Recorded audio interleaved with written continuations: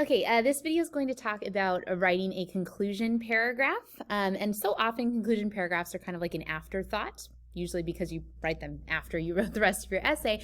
But I want to talk about how you can make your conclusion a little bit more impactful, a little bit more meaningful. Okay, so let's get to it. The first thing you do need in a conclusion is to restate the thesis. Okay, so you got to bring it home and say, hey, here's my point again.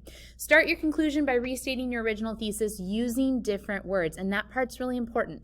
Please use different words. It's not just a copy-paste job, so don't just grab your thesis from the beginning and hope that your reader won't notice that it's the exact same sentence. You need to reword it and put it in your in new words this time. Okay.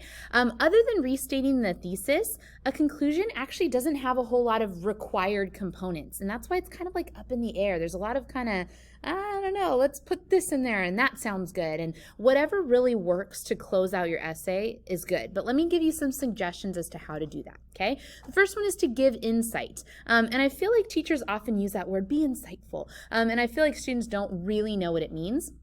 Okay, essentially what they're asking you to do is to give your reader, give somebody something memorable to walk away with. To give insight means that you're going to talk about something that has already been talked about, but you're going to do so in a way that gives it new meaning.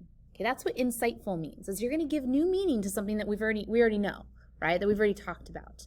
So some ways to kind of be profound, so to be insightful, is to play the so what game, which we'll talk about in a second. It's not really a game and it's not that fun, but we'll get to it. And then also you can return to themes in the intro. So let's start by talking about the so what game. It's not a game, okay? But basically, whenever you make a statement or claim, and that's what your thesis is, ask yourself, so what?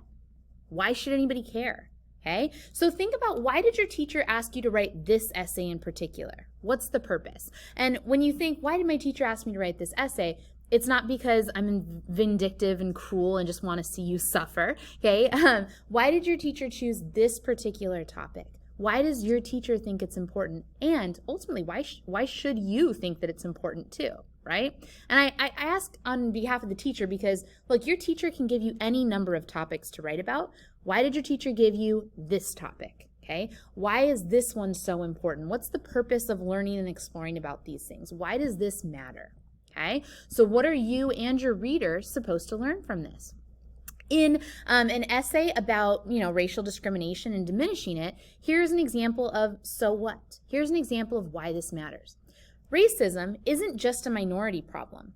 Although victims of racial discrimination feel the blows more than the bystanders, bystanders are also on the receiving end of moral corruption of the soul. Discrimination is detrimental to the victim and the oppressor. It corrupts society as a whole. So why does this matter? Because it's corrupting everyone. Because it corrupts society as a whole. That's why it's important to talk about this. We should be talking about this because we want to figure out ways to get rid of that corruption, to get rid of that, poison, the thing that's poisoning society. All right, so that's a so what. Why does this matter? All right. Another thing you can do is to return to themes in the intro. Bring the reader full circle. If you hooked your reader with an anecdote, you can end with the same scenario, but add something else to give it that insight, right? In order to help you create new meaning, okay? So if you remember, here's my sample intro. The U.S. is often thought of as the face of diversity. Unfortunately, we often punch ourselves in the face and leave the bruises of discrimination. Remember, I started with my hook. After many years of racial discrimination, the U.S. is starting to look like a boxer who has been hit too many times. Something needs to be done to stop ourselves from punching. Something needs to be done now before a total knockout. While racism may not be eradicated in the near future, the United States can diminish racial discrimination through intentional education, which can lead to an increase in personal accountability in social situations. So remember, my intro has this metaphor of the face of diversity and getting punched in the face with racial discrimination, right? So now in my sample conclusion, I'm going to start by restating my thesis, okay, in different words. Education can be a powerful tool to encourage self-reflection, and that's just what the U.S. needs to do in regards to racial discrimination. That's my restatement of thesis. Now I'm going to return back to what I talked about in my intro. The U.S.'s face is bruised and swollen, but we can heal. We can put some ointment on the wounds. Just as a boxer's face may show scars after healing, we will never forget our history of racism in this country. However, this nation's people need to heal. Education and accountability can help us do just that. Okay, so I returned back to that idea of kind of the bruised face and the face of diversity.